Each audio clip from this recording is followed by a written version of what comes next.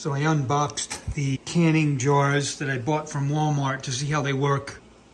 When I get ball jars, I'm pretty confident with the cleanliness inside and out. These might have a little bit of condensation on them. These are cold out here in the kitchen. I've got the wood stove on in the parlor. We got this throwing a lot of humidity into the air, but they don't seem to be as clean and well prepared as ball jars. So what I would say is I'm gonna go through all these before I start canning it, and I'm gonna get these all cleaned up. All right, so I just washed my Walmart jars. Let's see how they look when they're dried. Then I'm gonna pop them in the oven, warm them up before we get into the canning process. All right, we're just about there. I'm gonna get my camera back on the tripod, and by that time, we're ready to go. Gonna let it come up to 185. I'm gonna pull it and start canning. This is just the basic maple syrup canning method. If you want to see it in more detail, check out some of my other videos. Give it a nice semi-tight seal. You're not cranking on it, but you want to make sure it sets up.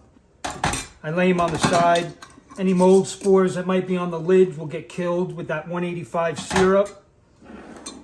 And I do put it in a hotel pan or a container in case there is a leak. You don't have it all over your counter. So I've got a few of those canned up now. I've got 4 more to go. So the jars I just canned up are looking good. No spillage, nothing seeping out. I'll let these cool off and I'll let you guys know how well they work. All in all, good looking cans. They've got the measurements on the side, which is nice. Very, very similar to the ball jars.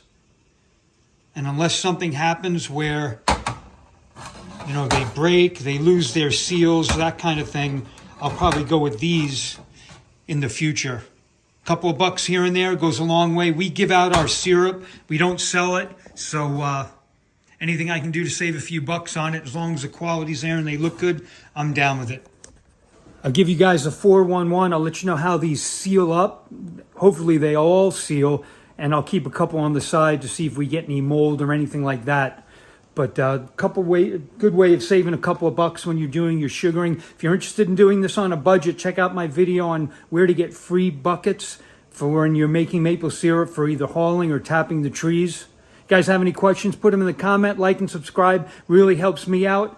Good luck sugaring this season. We'll see you on the next one.